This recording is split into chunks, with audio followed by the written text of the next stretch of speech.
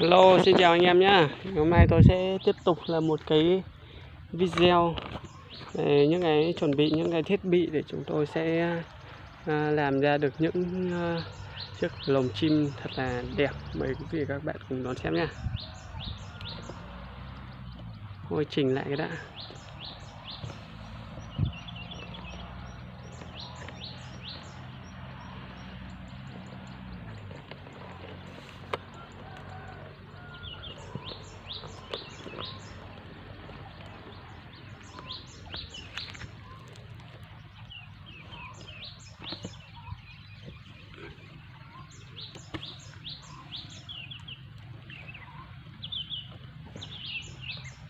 Đây. Tôi sẽ ngồi đây để làm, chuẩn bị một số thiết bị, một bộ phận để làm ra một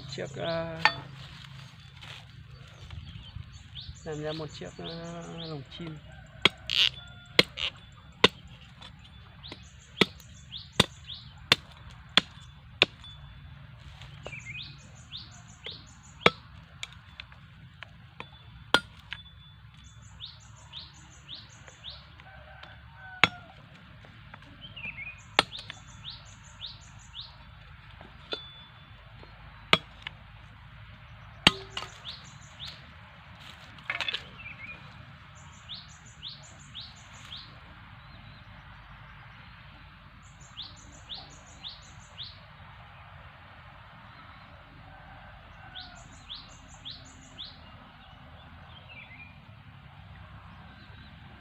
Tôi sẽ đăng ký cái mạng này đã.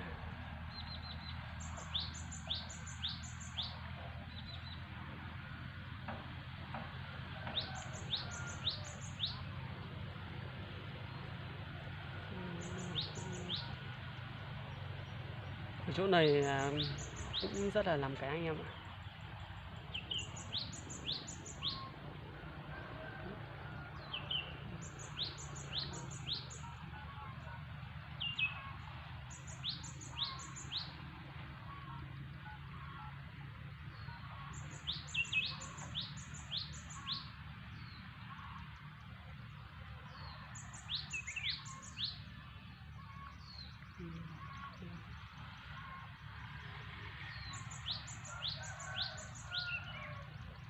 Đồng ý.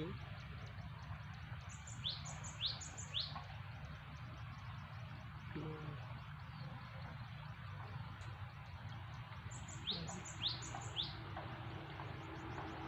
sẽ đăng ký mạng.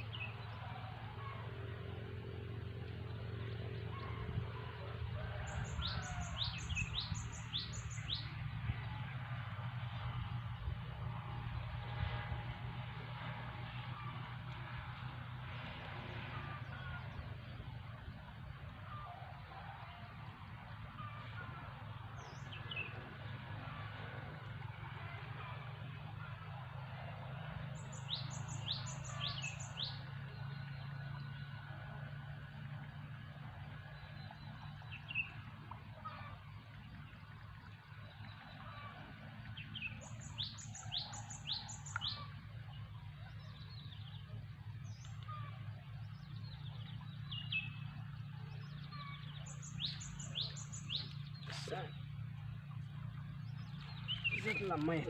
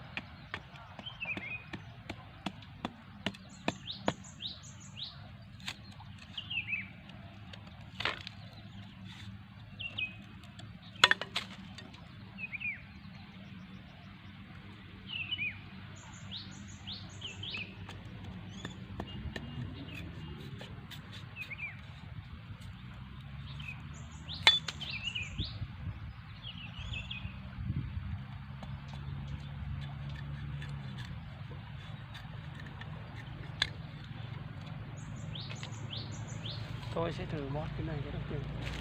Mình đây là tập chi.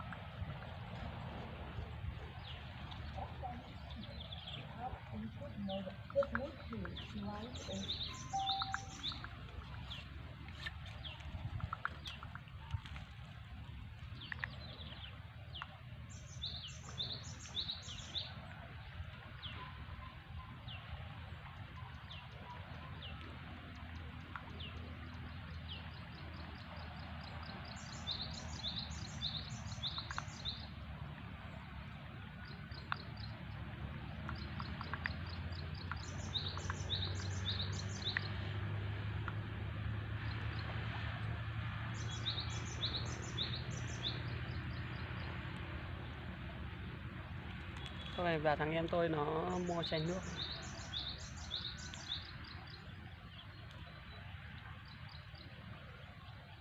Alo, đi chưa?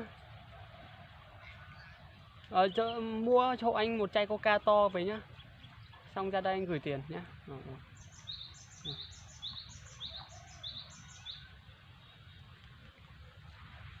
Thôi, và thằng em tôi mua chai Coca to nhá. Nóng lắm.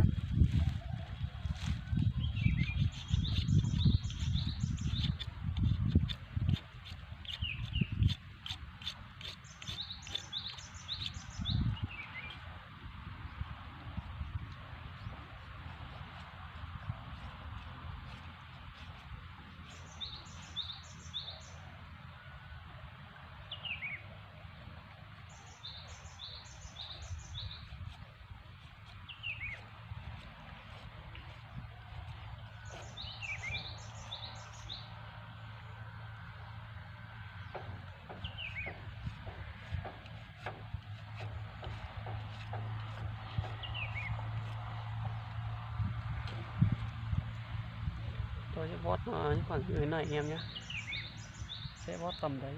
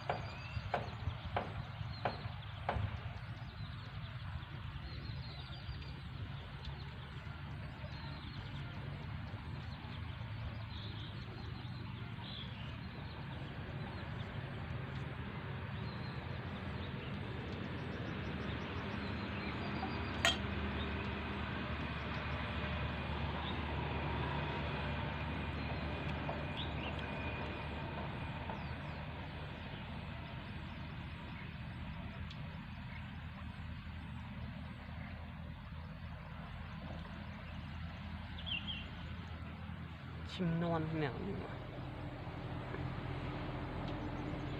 nữa tôi sẽ rủ thằng em tôi đáp cái chỗ này lại với đáp cái kia lại, anh em tôi sẽ tát chỗ này tát để bắt cá.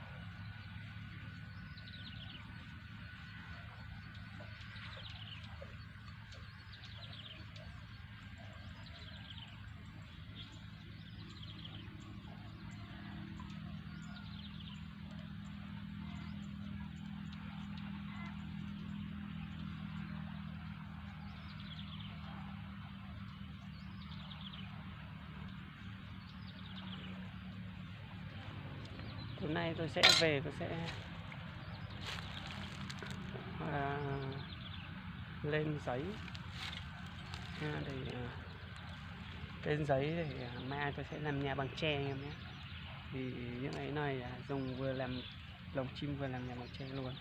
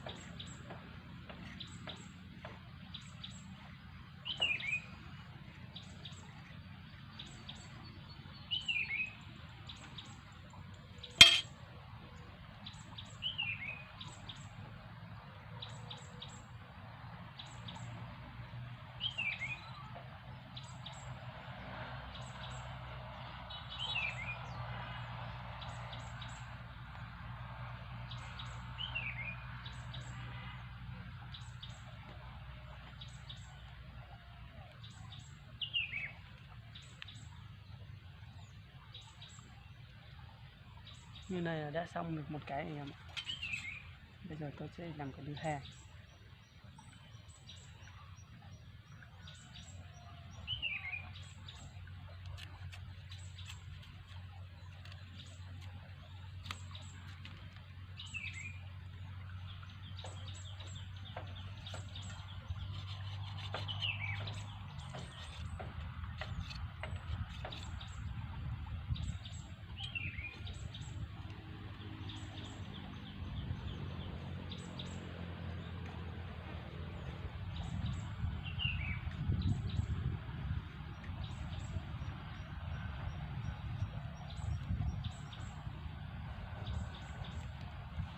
Xuống ơi. Đây này.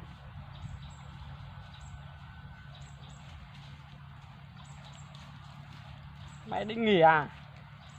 Đi đón bà cho mẹ nhưng mà thôi bảo mẹ đi đón vậy.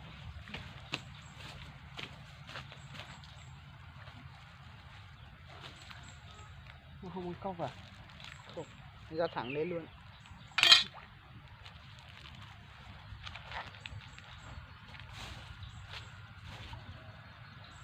Nó ngồi cho nó mát. Thì xuống đây tát chỗ này bắt cá. Vâng. Thích ngồi vót hay là xuống bắt cá?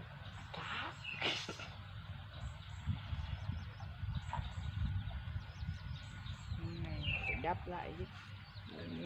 Ở cái chỗ nông nó ở chỗ ấy này rồi. Tí em phải ra cái đắp trước thì nó lại sâu nhỉ. Sâu. Bây giờ phải làm thế nào? Đắp ngay đây thôi, vòng đây thôi. Đắp từ kia ra đây, được không? Xong rồi bắt từ đây ra kia thôi. Đắp chỗ kia lại, có đắp được không? Cho mình vài từ giờ đến chiều. Có các anh về lấy quần đùi của anh cho không? Đùi em đây rồi. Về nó bẩn mất đấy. Ô, vì bẩn kiểu gì giờ phải giặt rồi anh. Bẩn chứ tí mà không nó ướt hết nữa mà không có con mặc đấy. Ô, em mang cả bao tải đồ xuống. Mày đi xem tình hình xem mày có bắt được không để làm.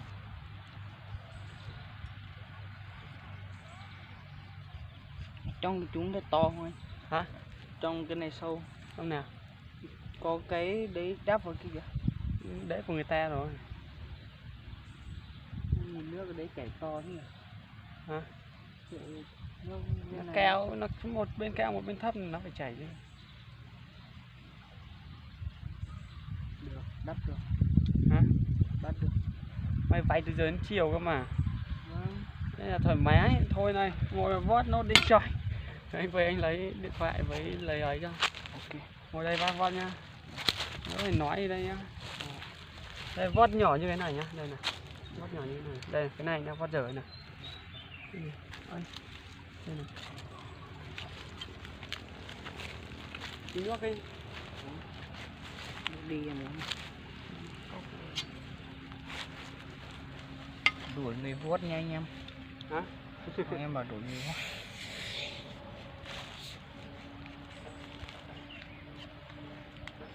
Bắt ở đây liệu có cái gì không? Cá ru. Muốn cá ru thôi. Em còn sợ lúc đắp nó chạy ra mất chứ. Em sợ lúc đang đắp nó chạy ra mất.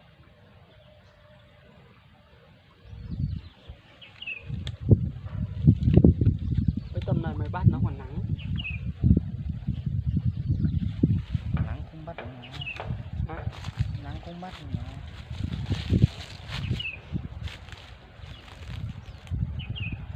Ôi đây cá rô này. Đây cá rô này. Đầy luôn đi em ạ. Nhiều mà. Nhiều lắm. Có cả cá vàng kìa. Đâu?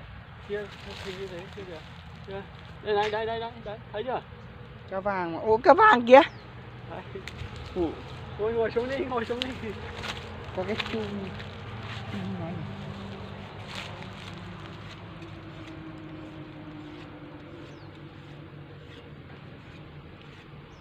Mang cá vàng này nuôi ở đây ạ.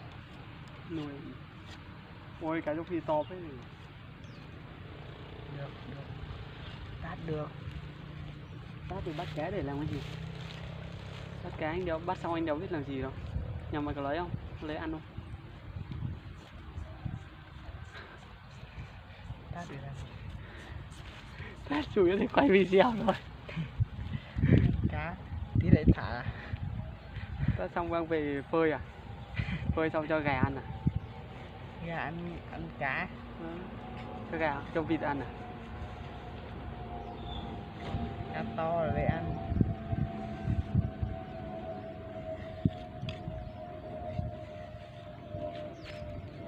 Đắp chỗ kia trước hay là đắp chỗ này trước? Đắp chỗ này trước.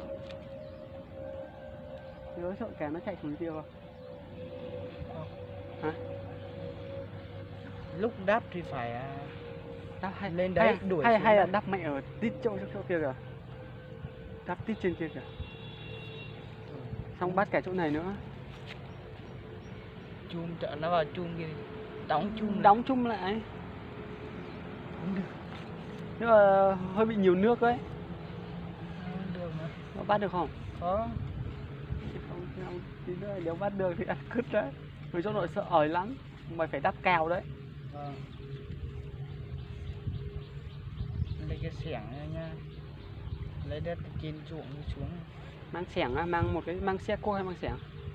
Xẻng.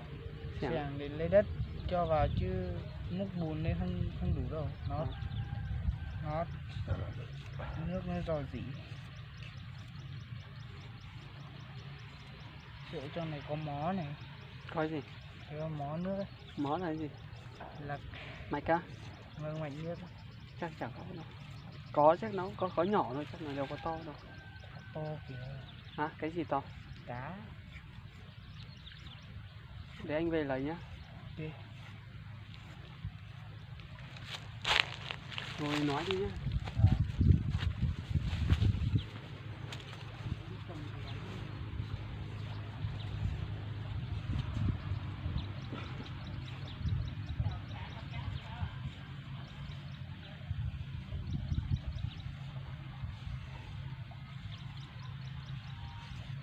Biết là anh mình nó vót cái này để làm gì anh em ạ. Đó là hiện tượng là mình vót bé quá rồi anh em ạ.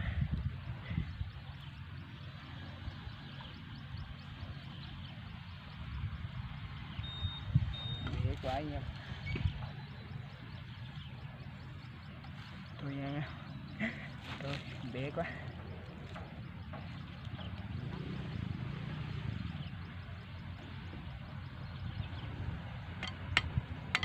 Tình quê em có ruộng có đồng. Đấy, hát đỉnh luôn.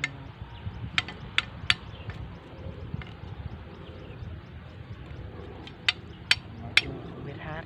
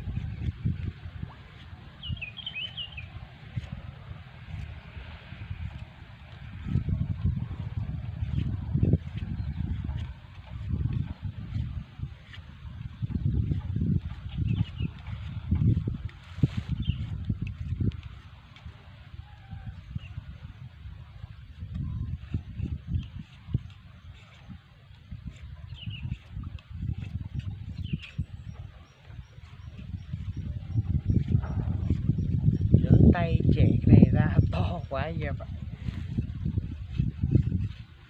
Ngót bây giờ nó khổ.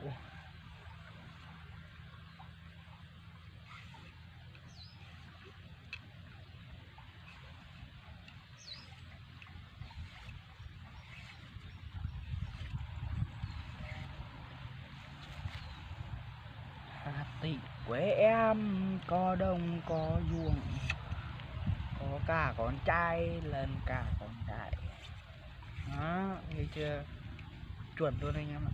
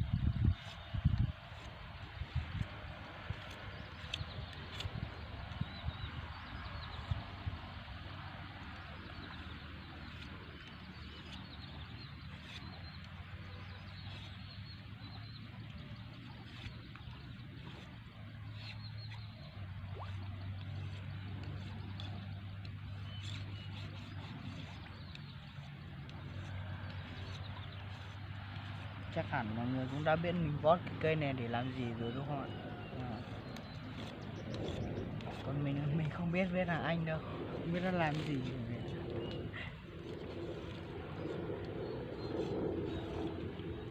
Quên hỏi tiêu đề là làm về cái gì nhưng mà mình làm bé bé này chắc là lồng chim anh em. Thằng anh mình dự định làm lồng chim đấy.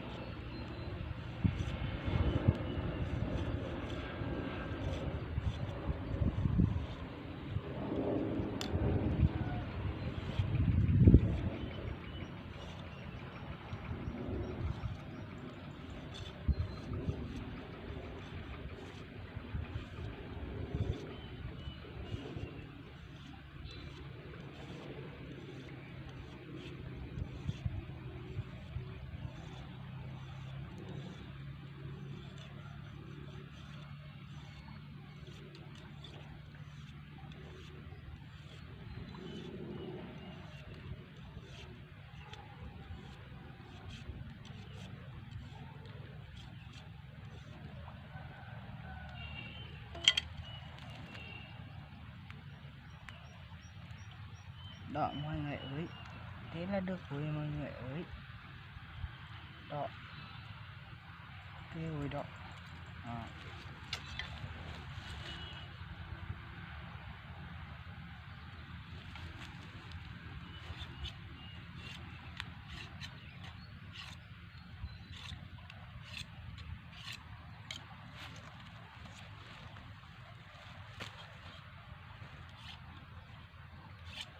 Tí mình sẽ đi tắt cá nha anh em. Đó, anh em chuẩn bị đi xem video mình tắt cá nha mọi người. Kênh mương này rất là nhiều cá mọi người. Của cá đỏ này anh em này.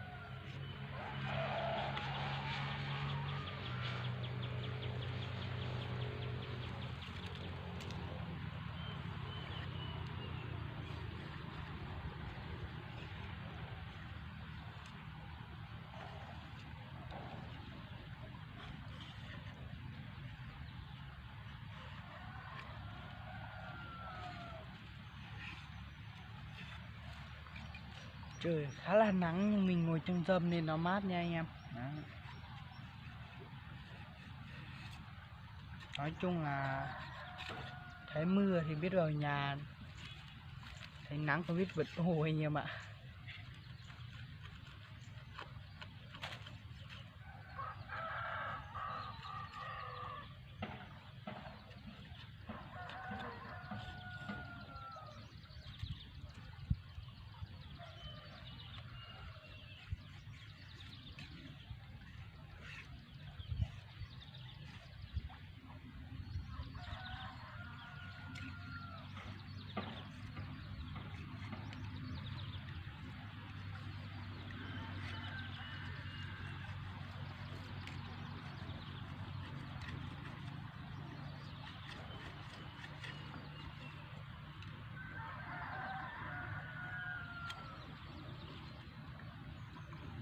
Không được thẳng anh em ạ, mình phải uốn cho nó thẳng như này.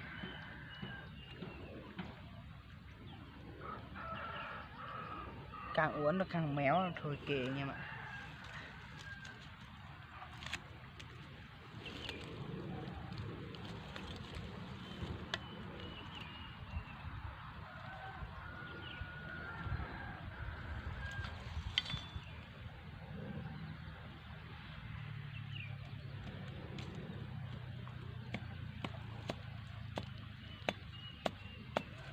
Anh mình ra rồi nhé.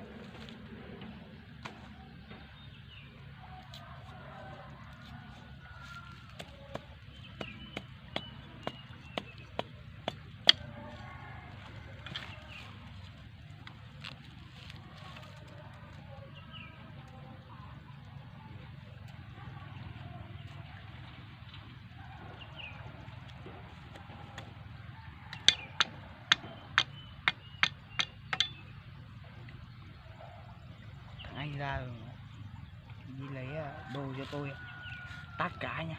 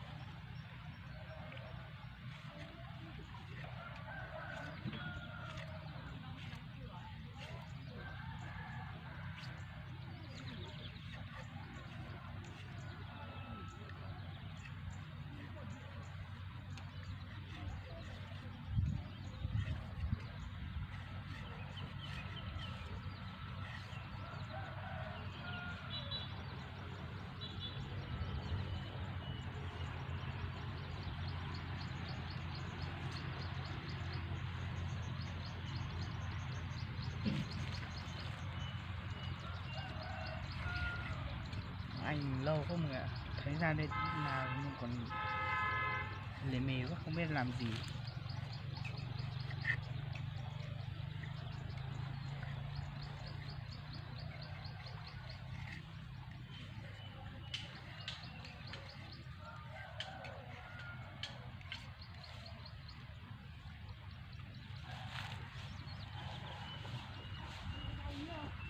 Dạ.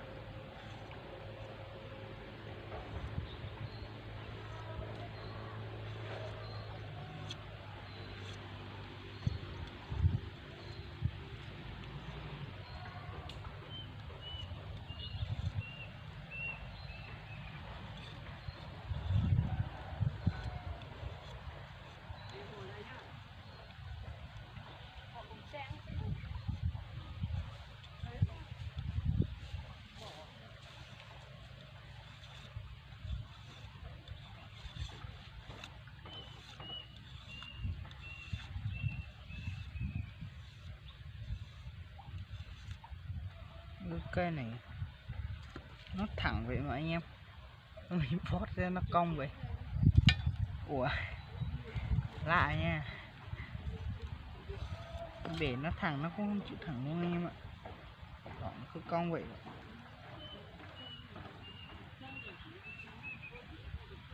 Để cho khéo con vế luôn anh em. Tôi kệ cong cũng được.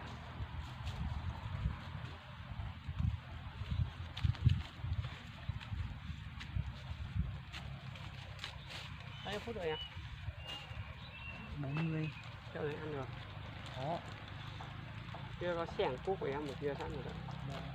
Hả? Xẻng thôi lấy cuốc này. Có xẻng rồi đó. Em đi đắp ở đâu? Trên kia, trên cái hẹp hẹp kìa, 2 cây kìa. Ở dưới này. Thế quên mất không mang quần cho em à? Quần em đây. Bẩn đấy. Bẩn mà. Thế tối mới về đấy. Tối nay vẫn quay đấy. Vâng.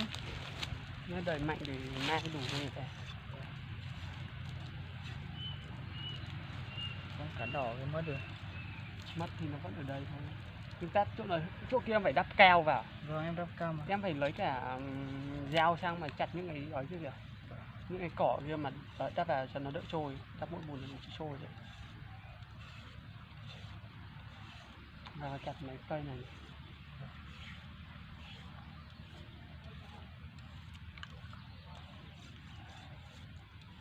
Dân kia ấy thì nóng máy, nóng như vậy. Đâu?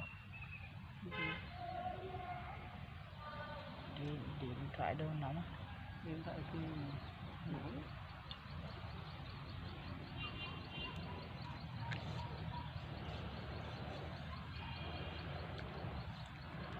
Chào mình.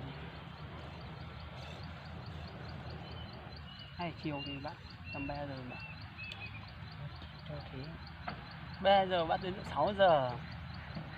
3 tiếng không kịp à? Có kịp. Bây giờ đi làm luôn đẩy kịp video chứ. Hả? Đi làm bây giờ anh làm ở đây làm bên kia chứ. Em chỉ có điện thoại nữa. Thế rồi.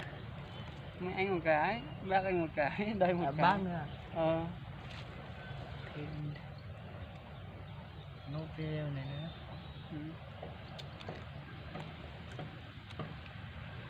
Mời lên kia làm lúc nắng đấy. Nắng dưới nước nó mát mà anh. Được có bơi. Bơi nó lố quá. Thế là phải đắp vào lúc này đấy, không phải lại tát cả lúc này đấy. Vâng, phải đắp mà anh. Tát cả cái kia nữa cơ mà. Thế là cái gì? Đắp cái này, không phải tát cả cái này nữa cơ mà. Ở trong này làm kẹo phết này. Gạt con này. Anh mang có 2 cái xô rằng thôi. Một cái đấy, sao 2 cái? Cái những cái một cái tát. Tát xong mới bắt được cá chứ. Nhưng mà mày tát dưới này trên kia nó đã cạn mẹ rồi. Anh bắt được rồi.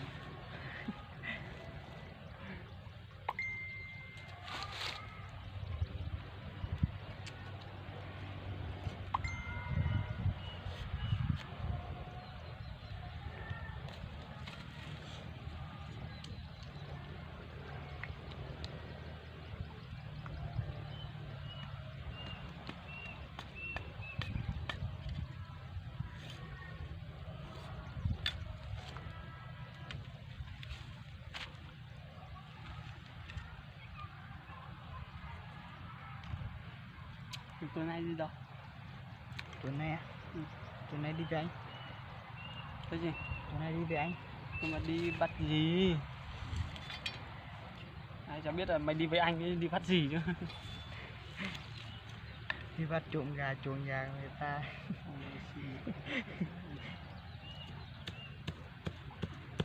Bây giờ đi làm gì?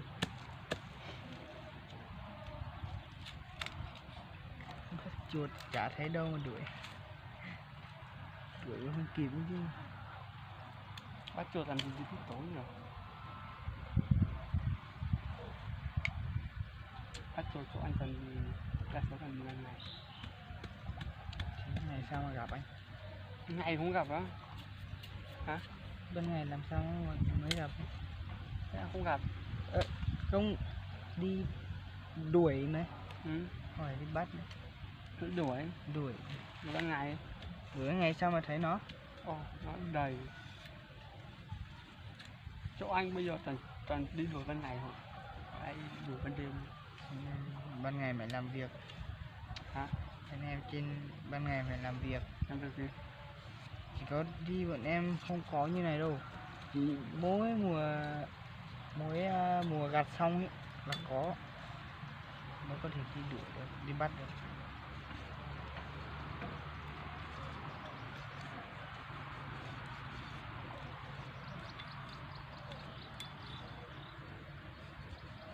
Ôi con này to như này. Thấy không? Thấy không? Có em thấy mà. Đây này. Có. Nó phi này to này, đây đấy, nó đấy, bay lên. Đó, thì lại Đấy, kìa, thấy không? có. Thì nó lại vào show em thôi mà.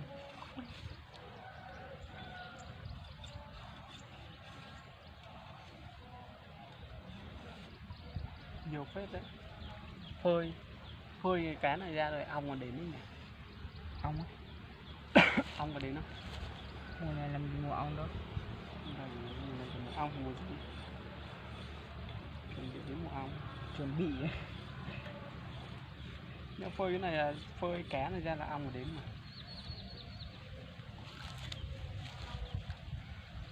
Người bớt cẩn thận vào. Thì anh làm lông chim này.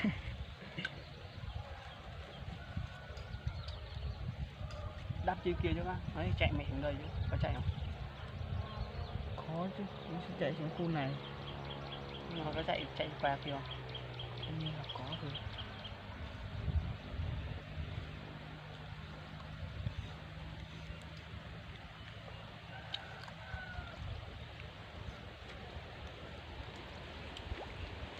Ôi con kia, con cái dài dài hay là ai không biết.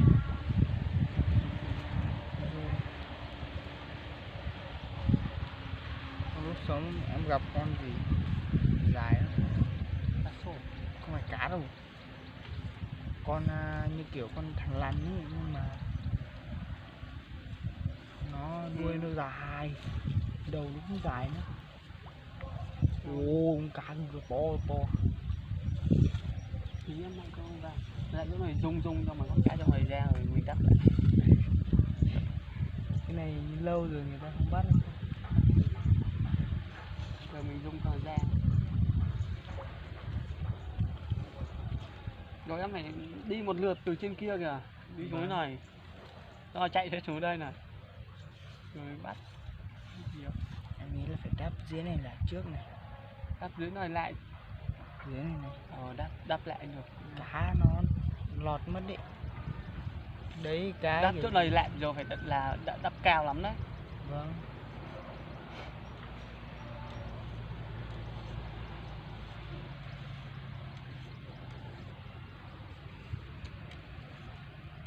Hay là đắp lại đắp này bao nhiêu? Thì từng lại. Phải đắp đâu? Cái gì? Đắp đâu hay là đuổi từ trên xuống, đắp trên rồi mới đắp dưới? Em sợ nó ra bên kia lắm. Cứ đắp ở đây trước đi. Đắp chặt vào. Cắt cái cỏ cho. Với đắp nhiều vào, phải đắp cao vào. Xong rồi mình đắp xong chỗ kia phát. Này. Cá to đấy lắm. Trong kia có cá to đấy.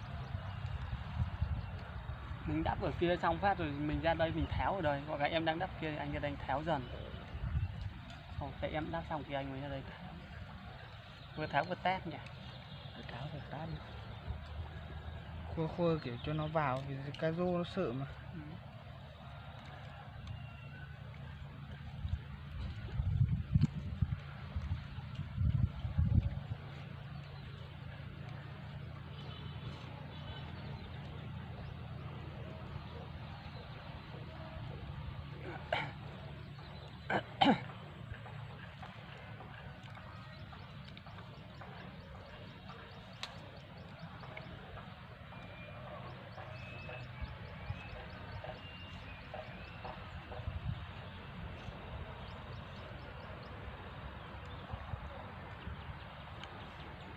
Ôi mấy phút rồi? 8. Đâu quá nhỉ? 8 dưới. cá đấy em ạ. Tí anh cũng phải thay về thay quần đi lên đây anh bắt. Quần này cũng được mà. Quần này chắc bị sâu quá. Em mặc không được. Tại vì anh phải về. Nhưng mà anh vẫn đỡ không để ướt quần được. Tại vì anh phải về thì anh phải tống video bằng máy tính.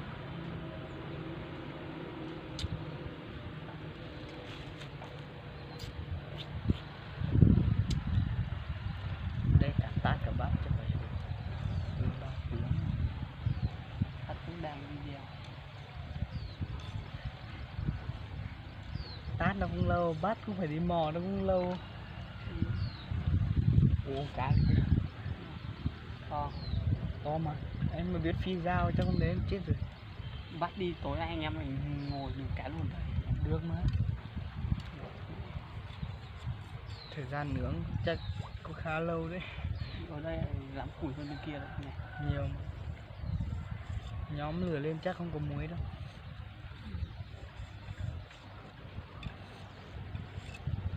Làm thử thách nướng trên. Ui trời ơi. Nhưng mà anh đã biết là có nhiều không? Nãy lần phải có một con. Thấy nhiều mà. Nó ra bên đầu bên kia thì em ra đây đủ. Mai chỗ kia mà cạn nữa, anh em xong tuyệt tác nữa. Đâu? Bên kia kìa. Bên kia làm gì bao giờ nó cạn?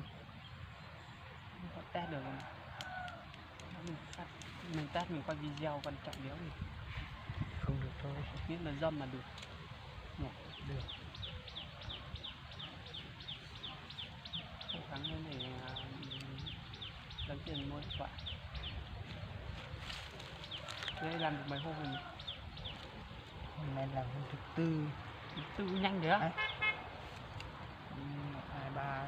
Tính cả hôm chiều em đi gặp anh nữa. Hôm đấy làm cái gì nhỉ? Làm cái lán. Làm cái tí. Làm cái tí nhưng Tháo lại đi Đi đâu nhỉ? câu cá. Đi bắt cá. Hôm đấy không đi bắt cá, chưa đi chưa? Đi mà, câu cùng mấy anh em đấy. Nhưng mà xong rồi buổi tối hôm đấy em về lúc nào nhỉ? Hôm đấy em về buổi chiều hay buổi tối? Em về buổi chiều. Đấy, hôm đấy thấy em cầm mỗi cái điện thoại để ở đấy thôi. Và em cầm một cái điện thoại. Đấy, đúng rồi, anh em cầm em giờ này. Nay là đi cả hôm đấy là ngày thứ tư, buổi thứ tư. Hôm đấy là chủ nhật. Nay là thứ mấy rồi?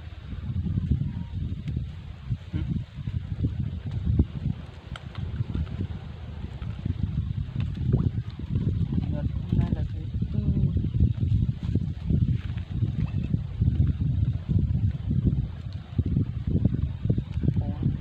Tối nay với mai làm được nhiều video thì tối mai nó mình đi đá bóng. Okay. Mai 7 giờ. Đã 7 giờ. Đã 7 giờ. Đá đêm thì có sức nhưng mà đá Đêm mà. Kiểu như đêm em hay có sức hơn. Nó kiểu mát thôi. Anh đều biết đá thôi, anh đi tập thể dục thôi. Có đội chứ. Hay là đến tự có. Đến đấy tự có.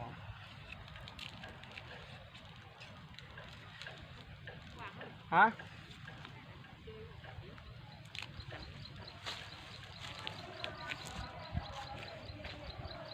Thế đâu?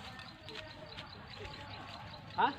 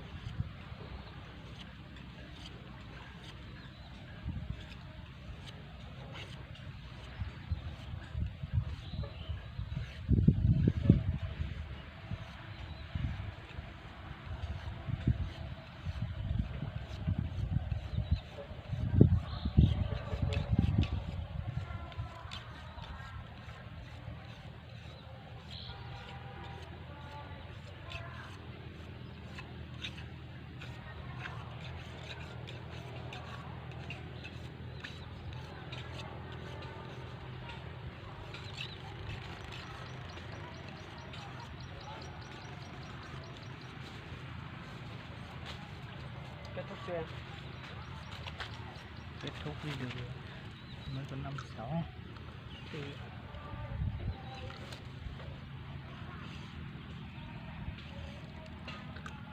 Em để lại em để đó em lại lấy đồ. Em đưa mang cái này sang cho mẹ anh này. Kia anh kia bên kia. Xong rồi sang chỗ kia lấy ấy nhá. Lấy thùng với ấy, với xẻng. Mang đây mang ra sang mẹ anh bên này này.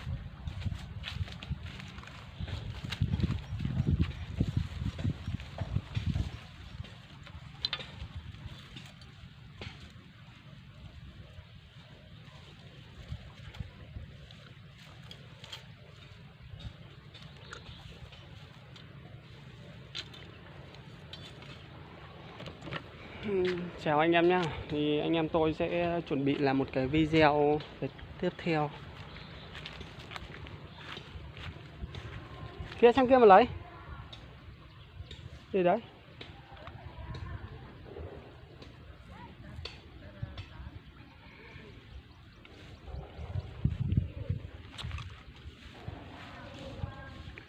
Chúng tôi sẽ kết thúc cái video này ở đây anh em. Xin chào, hẹn gặp lại anh em ở những video tiếp theo.